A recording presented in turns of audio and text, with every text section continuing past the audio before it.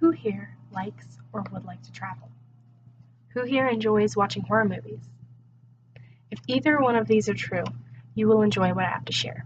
And even if not, they're still applicable to everyone here at Adrian College because I'm going to share a few creepy cool places to visit in Michigan and the legends that surround them. The first two legends I found on the Pure Michigan website, and both originate from the Traverse City area. The Traverse City website also has an article on these legends, which you can find at michigan.org and traversecity.com. The first legend is called the Dog Man, and this is not to be confused with a werewolf. The Pure Michigan website describes this creature as a tall, dog-like creature with piercing eyes and a screaming howl. It is said to roam the tip-top of the Lower Peninsula in the northern woods.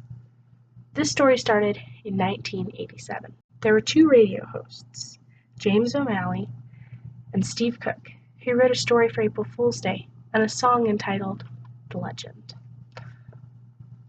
What they didn't expect to happen was that swarms of people ended up calling them in and reporting sightings of this dog man.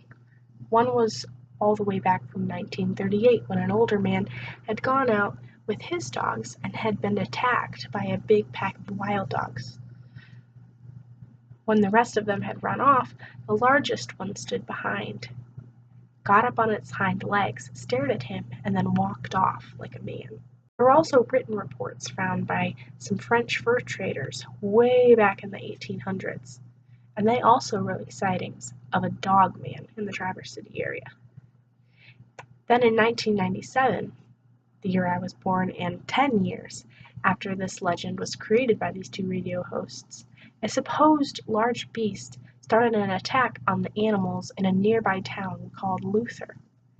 This led to people predicting that the dog man appeared every 10 years. Many fake videos have been likewise made and uploaded. The second one, also in the Traverse City area, is the Torch Lake Monster, and originated at a YMCA camp. It is rumored that this camp's lake, Torch Lake, is inhabited by a sea monster. Save Foley was a counselor here in the 1960s and 1970s, and he wrote a song about the monster, which goes, "One eye is brown, one eye is blue, his body is covered in icky green goo." There is also a variation of this legend called the Sea Panther legend, where the beast has the head of a cat and the body of a lizard.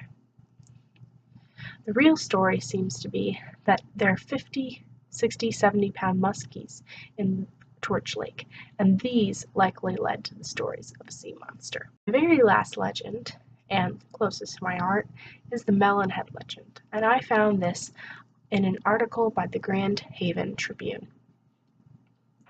This originates in Allegan County in a little township called Laketown. The closest popular city that you might know is Holland.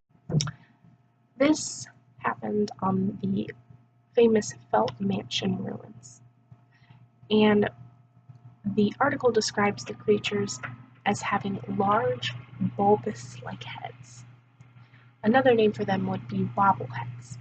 The reason why this is so personal to me is because I work as a caregiver for 4 special needs children, and before I came to the place where I work, they lost a son who had the disorder that led to this urban legend, and that is called hydrocephalus.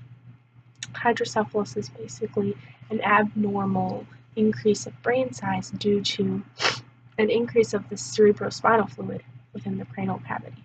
There are many different versions of this legend. The first one would be the asylum version, and this is where they believe that there were children with hydrocephalus that endured physical and emotional abuse at this Felt Mansion. They became feral mutants and then were released into the forest behind the asylum. This is one of the most popular versions because people still claim that they can find the feral children back there.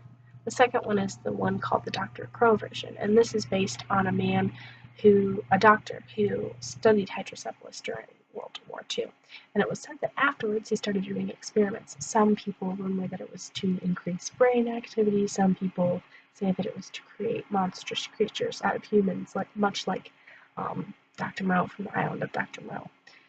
But legend says that the rebellion of these creatures eventually led to the death of Dr. Crow. Last and correct version is the St. Augustine Seminary legend. A reporter was interviewed from Allegan County who used to go to this school, and they found out that Melonhead was actually a nickname. It was dubbed by the local kids because all of the kids that went to the seminary were very brainy, and there was religious tensions in the area. Either way, Felt Mansion is now on the national and state list of historical sites. A documentary was made about it in 2011. It had a $1,000 budget, but it earned a 7 out of 10 on IMDb, so you can go and check that out. These have been 3 of my favorite Michigan urchin legends. You can go to all of the sites that I mentioned and find many more. Perhaps you'll decide to visit these places yourself someday, or even better, start a new urban legend in your own neighborhood. Thank you.